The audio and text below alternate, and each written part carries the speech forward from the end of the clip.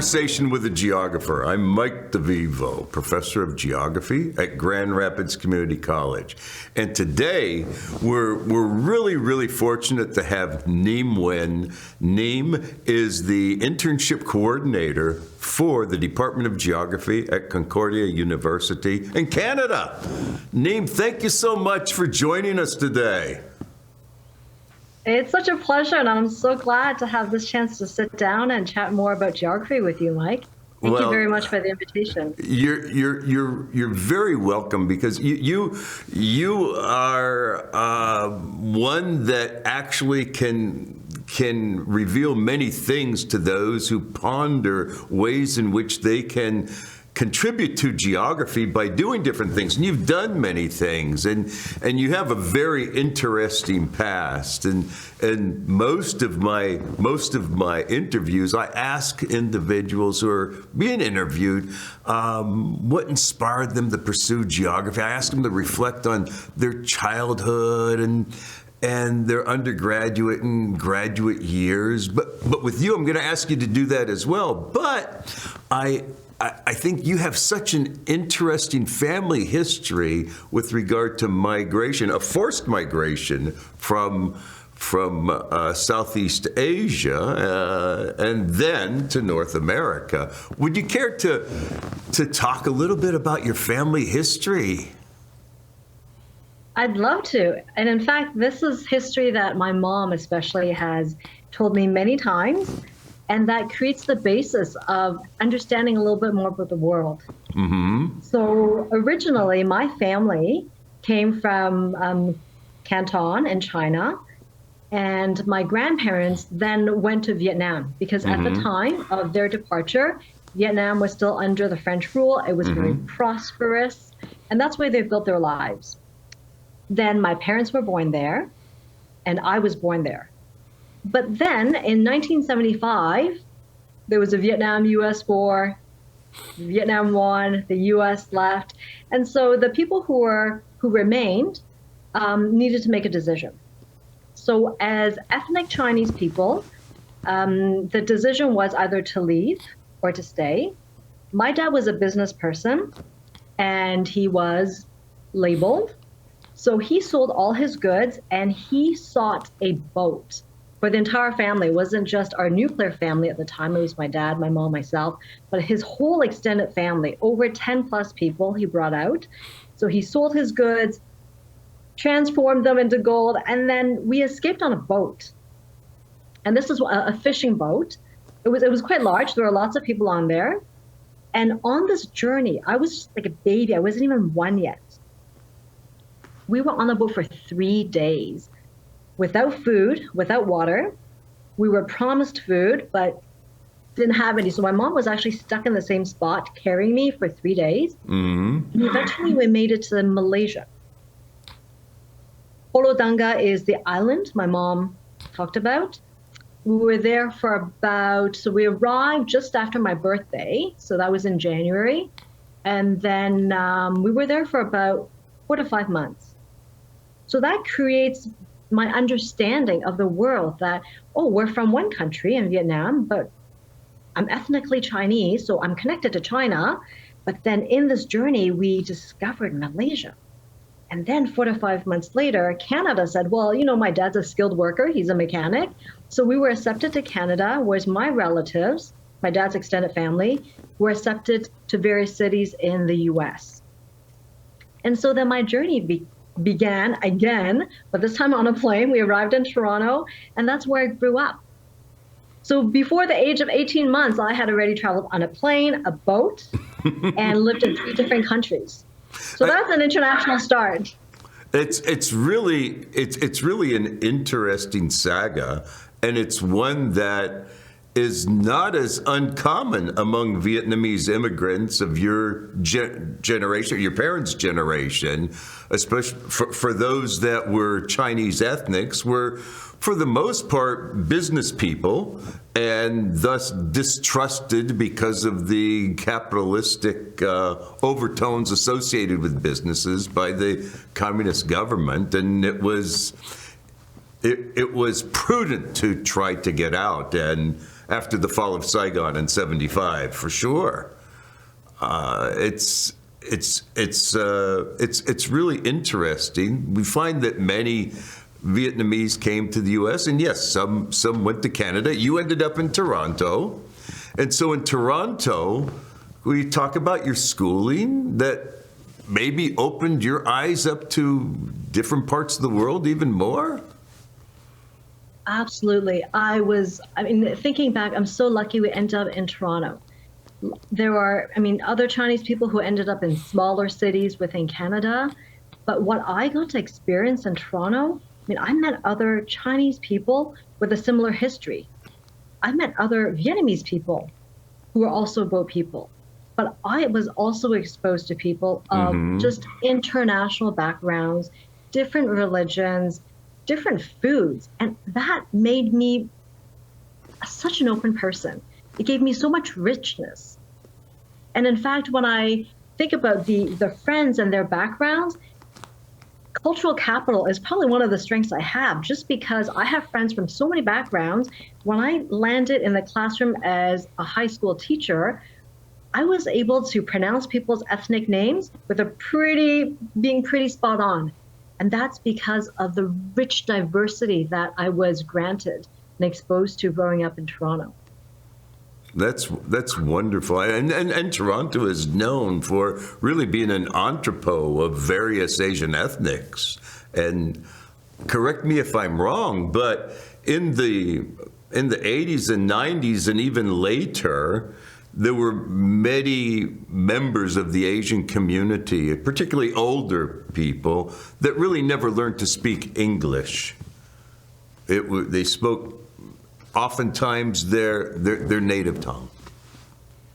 I think I saw some of that when I was in Chinatown. I really enjoyed, Chinatown in Toronto. There's more than one. For those who are familiar with Toronto, there's one at Spadina and Dundas. There's one at Broadview. Now that's old school Chinatown when I was growing up in the 90s and 2000s. But now it's expanded to Richmond Hill and Markham and Scarborough. But certainly when I was downtown, I heard like the first generations, not the first generations, but the generation who came before me, right. The Toisans. They were from Canton, but we spoke different dialects. And there was an appreciation there that, oh, wow, here's this like other Chinese person who speaks a totally different dialect, but we look the same. So there's Toisan, and then there's, the Chinese ethnic from Vietnam. And then the next wave who came were the Hong Kongs, like other Cantonese speakers from Hong Kong, and then other Chinese who are Mandarin speakers from mainland China. So it was kind of interesting for me to observe this wave and be able to speak my language and then realize, oh, we all kind of eat different food. Even though we're all Chinese, we're from different parts of a huge landmass. It's fascinating for sure. So let's talk about your undergraduate and graduate studies. Would you care to discuss what sparked your interest to pursue geography? I didn't know I wanted to study geography. When I entered my undergrad, I thought I wanted to be a high school biology science teacher. And so that's what I studied. My first 2 years in university were the sciences, the life sciences, in fact. And where was this? My first 2 years were at the University of Toronto. Right. And I took a couple of geography courses. One was soil science, the other was hydrology. And they were interesting, especially the soil science one, because our professor took us out to a park on a weekend on his own time, and we just dug up earth, and he talked about the different kinds of soils. And so we applied the theory. And it was that was an eye-opener for me. Then in my third year of university, because I knew I wanted to be a teacher, I applied to the concurrent education program at York University. I got in. And that program was really special because I was doing 2 degrees at the same time, a bachelor's of education and then a bachelor's of science. And it was actually at York that I began to appreciate and understand and see geography as a subject that I could study versus just a part of life sciences. And in fact, I'd say that really began because in the summer, I went to 3 different provincial parks in Ontario with Professor Don Baisley. eaten by mosquitoes. We did a lot of field work, and that exposed me to nature and what it was like to do field work. And I kind of liked being in nature. So that was the start of me exploring field courses. And I took more field courses, learning about insects. I did another field course on ecology, and these were all in the field. But what changed for me was I also worked in a lab with Professor Art Forer, and he worked with crane flies. And I was always in the lab. And so I had this contrast between what it was like to do a grad program as I watched other grad students work in the lab versus my experience being outside. And that's when I knew I wanted to be outside. And that's also when I started to take more courses in geography. That was my fourth year university. And I made this final decision that as a high school teacher, I wanted to teach biology and geography. So that's sort of this circuitous path to discovering geography. It took me some time, but it was really the field work and the GIS actually that were so attractive to me, because GIS is almost, I thought of it as a way to be outside to collect data, but that I can come back into the cool non-mosquito environment to enter my data and do analyses and some mapping. The wilderness is wonderful, but the mosquitoes can make it not necessarily difficult, but uncomfortable at times. Very. There were horseflies, there were ticks. And so after the field work, we would need to check ourselves and our partners, have someone check us to make sure we didn't have ticks on it. It's fascinating. So you then pursued the PhD. Would you care to discuss that? Actually, after my undergrad, I applied for a grad degree, and so I got in. It was actually at Wilfrid Laurier University, which is about an hour and a half, 2 hours away from Toronto. And that was a beautiful experience. It was doing research, and I had not done a lot of research in my undergrad. I saw other people do it, but I didn't really know what it was about. So I was exposed to the topic of mapping and really using GIS to map out spatial thinking of people and how they navigated in the Toronto area. So I thought that was pretty interesting. There was some field work, but now I was moving from the more physical geography to the human geography, because I realized that I like to be out, but I also like to talk to people. And then when that wrapped up, there was an opportunity to do a PhD. There was funding. I received funding from SSHRC, one of the big funding agencies in Canada, for my PhD. And I thought, what do I really want to do with my life? And at the time, I thought I wanted to do something related to education, maybe with the UN. And so I listened to my heart. And rather than focus on the topic of mapping, which was my master's thesis, I pursued a PhD in understanding how students in high school develop their spatial thinking and problem solving using GIS. So that was field work, working with high school students. It involved GIS. There's a spatial thinking element of geography. And I thought that fit all the criteria that would make me happy for the next 3 to 4 years in the program. And then maybe I can apply it in the larger world. And so that's what I ended up doing. I didn't end up going to the UN, although I'm still open to that invitation. But I did finish my PhD using GIS and trying to understand students' spatial thinking development and how they problem solve. That's a very unique perspective, really.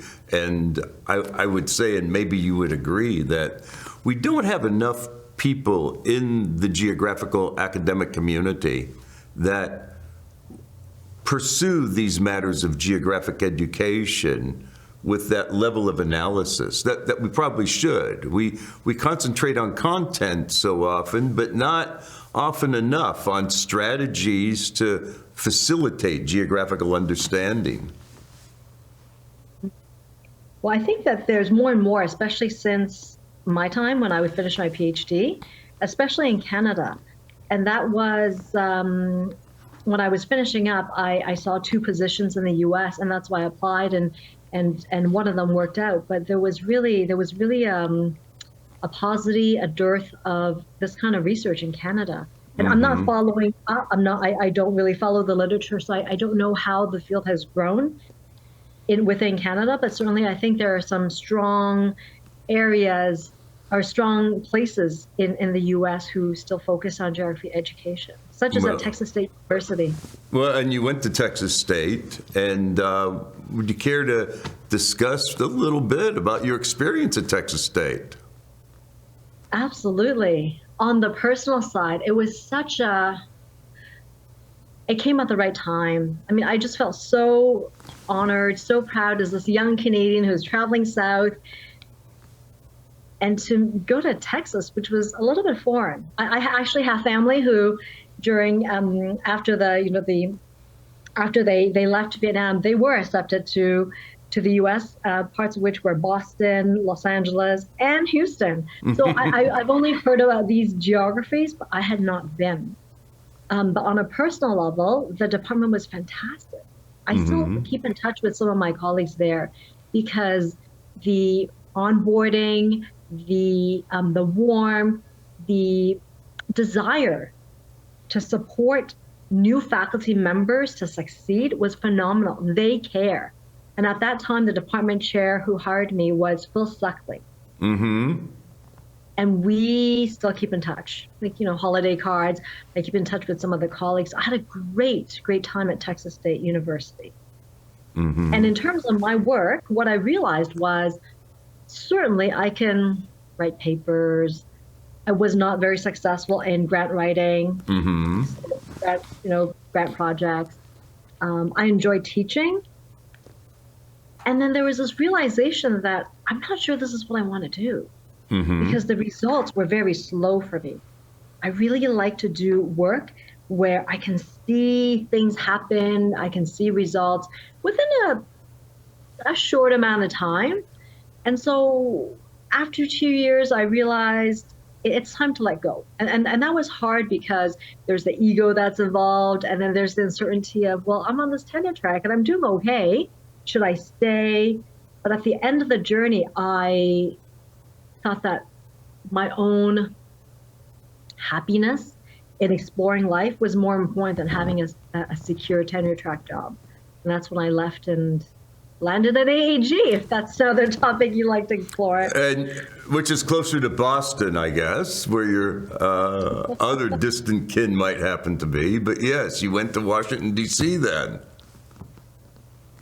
That was another move that was unpredictable. But what happened, I think, it started because I had applied with some other colleagues at Texas State to work on a geography education project. It was an online project to support material development to teach geography.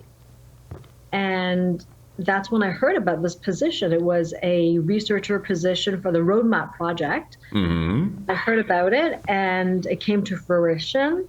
And I thought how exciting it would be to work with other researchers who are not just geography education researchers, but people in the learning sciences, people in the sciences and the biology, mathematics, to try to understand what is this big literature of learning telling us about teaching geography and in particular spatial thinking. So I was just so, again, just this gratefulness to land on this team at the AAG, work on the Roadmap Project with Sarah Bednarz and Susan Heckron, and a group of, I think, another 11 or 13 researchers. So that was an eye-opener. It was a growth moment for me. I became a much better writer, and just I grew a lot professionally because the work situation was so different from academia. I was no longer working alone. I was accountable to other people and to the project deadlines. And you did that as well as other things for the AAG. I know that when I first got in contact with you, it was through the Visiting Geographical Scientist program, or an attempt to secure visiting geographical scientists. So that was one of your many duties, and I guess at the AAG at the time, perhaps you had to wear different hats. Absolutely. So many different hats. One of them, so I'm just thinking about the most memorable hats. I mean, there's so many. But for me, a very memorable hat is working with my colleagues, so Joy Adams, Mark Ravel, and our supervisor, Michael Solom. And I mean, there were others who preceded me, but in the later years when I landed there, it was the opportunity to develop careers materials and workshops for early career faculty, but mainly graduate students and undergraduate students. And these were offered at the AAG annual meeting. And those were fantastic. I mean, just so, it really, that's what I felt this is the kind of work I want to do. I want to do presentations. I want to engage with people. There were opportunities also to publish in a book called Practicing Geography. We have a chapter in there. And that was work that I felt, yeah, I can see results. People are reacting to it. There's a lot of meaning to it. And it really struck me as I want to continue to do this work. And in fact, I've learned so much from that experience. I still apply and that to the work I've done since AAG, but also certainly now in my position as an internship coordinator. So that's one really memorable project. The other is working with the SAGE, so the Standalone Geographers, which is a group of geographers who are in colleges or universities, and they're the only geography in their department. And then working together with the leaders of that group to develop a guidebook for their community. Wow, I was just so honored to be able to support that. Another project that was really powerful for me was the Geography Bowl.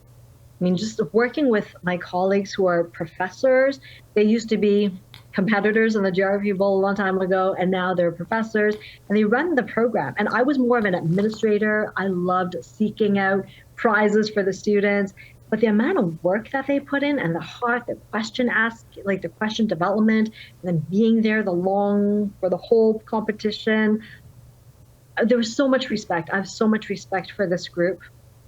So that was another really memorable experience. So those are the super, super fun parts. And then the other more, not that they're not fun, but the more really research parts were being part of the Learning Progressions Project. That was a big thing a number of years ago, and having the chance to work on that again on an NSF grant with Michael Solom and Richard Bain, getting some funding and then producing publication that hopefully has some impact on the geography education community.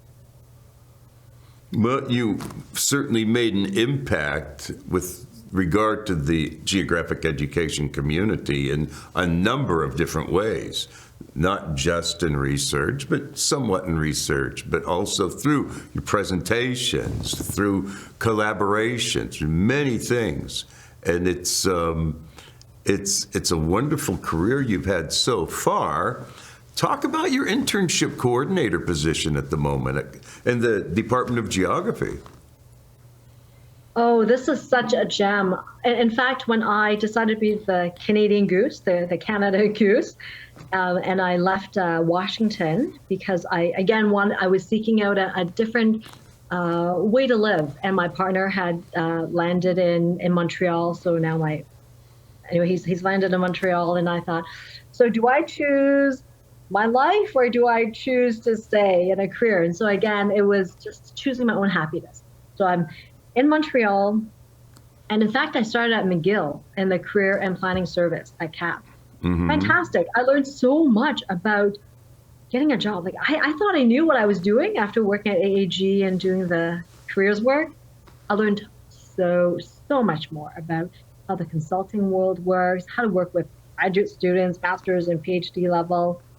And that was just a wonderful team. They really welcomed me. Then actually after McGill, I thought, well, I'm going to try something different. I just want to see what it's like to work in a different department. So that's when I applied and landed at Concordia, which is really just down the road from McGill. And I landed in the recruitment unit. And in the recruitment unit, it was it was wonderful. It was actually new. I learned so much, and it was recruiting students to come to the university. So there was a little bit of a sales pitch, but really wonderful conversations with students. Mm-hmm.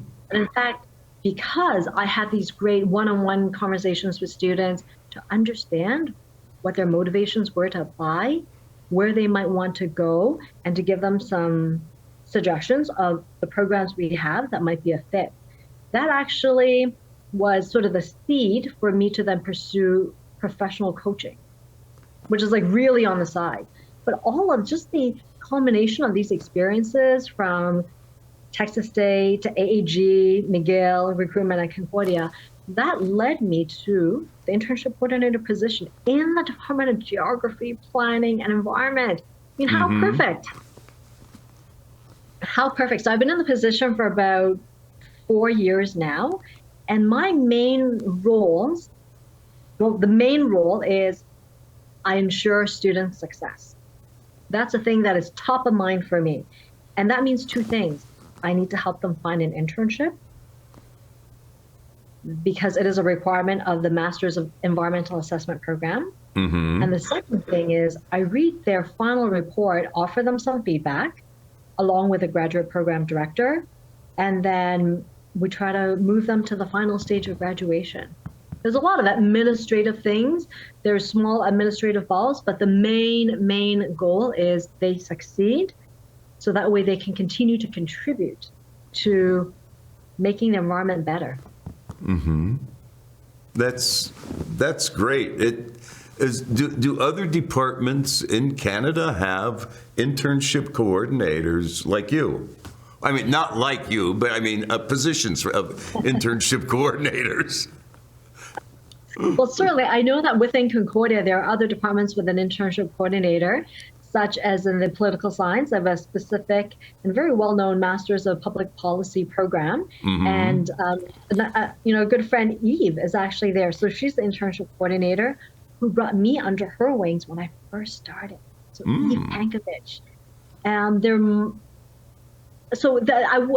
I don't think that it's common, but I do know that within Concordia, within certain programs where the internship is required, there is an internship coordinator there who really helps support the student and move the cohort through. Because you're a combination of being a mentor in an official capacity, a mentor and a midwife of sorts between faculty and employment agents or agencies where these students are working, or corporate entities where they're working, and then also prospective employment opportunities. You really are able to organize and synthesize much in this role. It's fascinating. One would think that this kind of position, or your position in particular, could serve as a model to benefit many geography programs in Canada and the U.S., because our field is holistic and encompasses so much. So well summarized. I had not thought about it that way, but it is someone who makes connections between academia, the faculty, the employers, the students.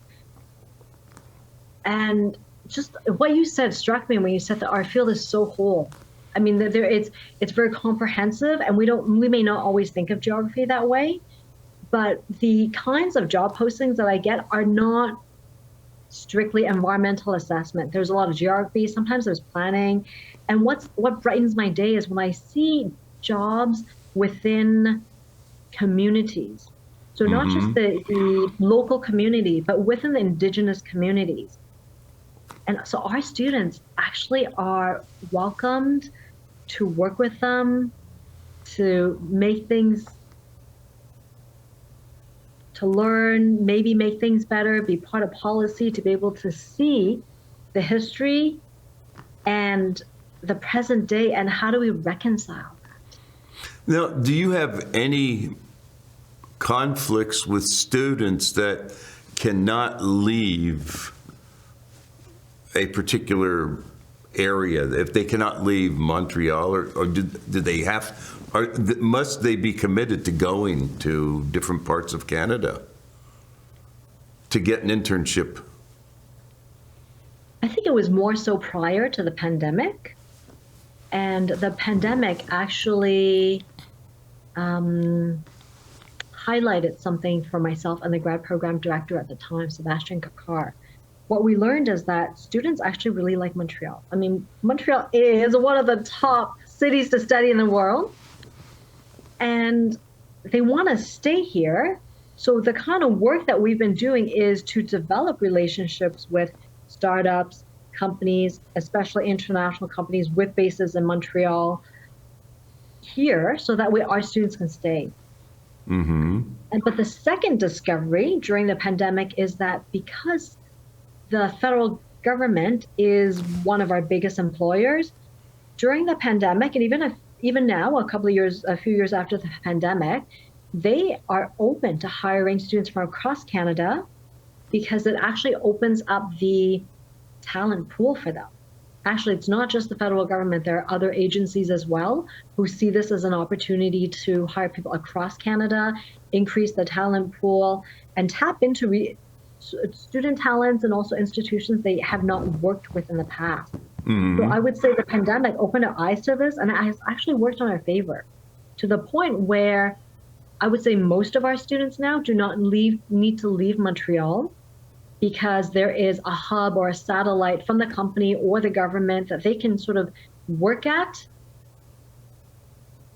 and still be considered hybrid.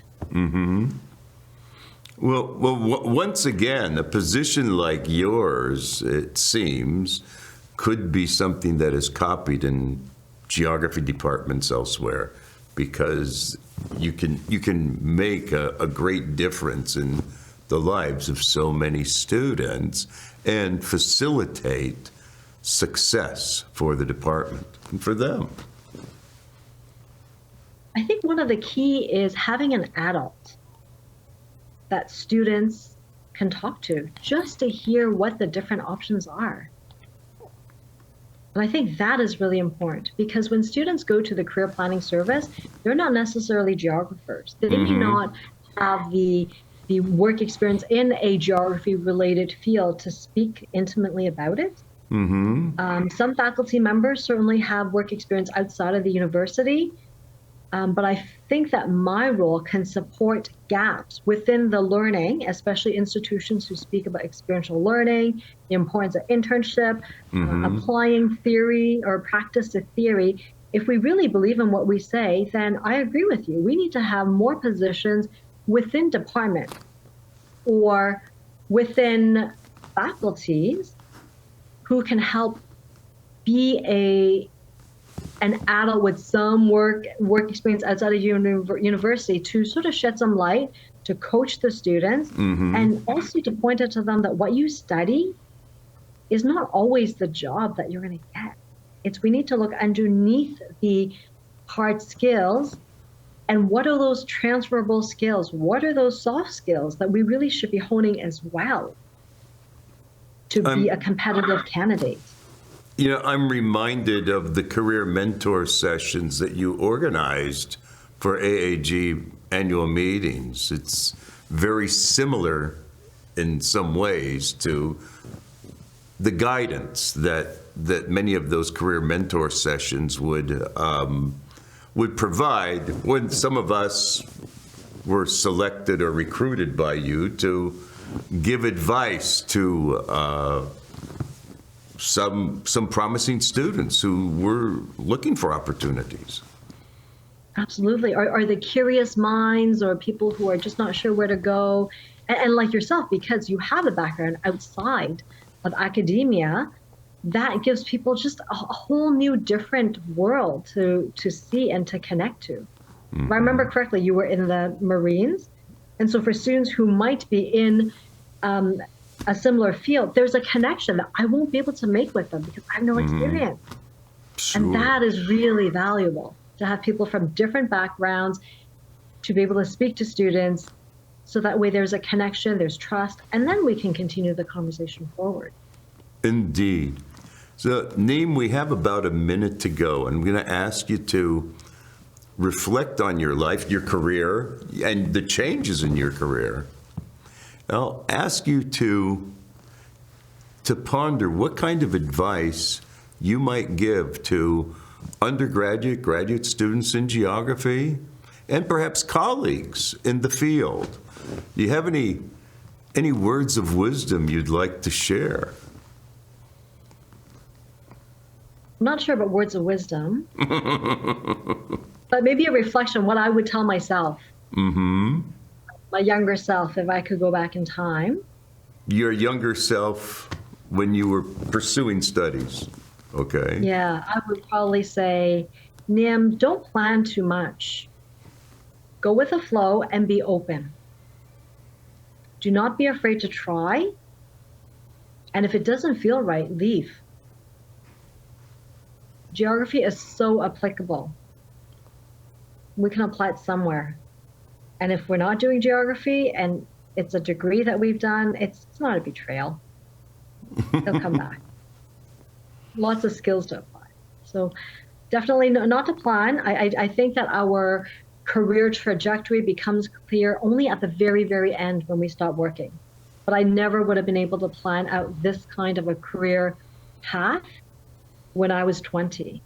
And looking back, if I had, that would be pretty boring. I would finish at your university. I would be a high school teacher and maybe be in administration, but that's very linear.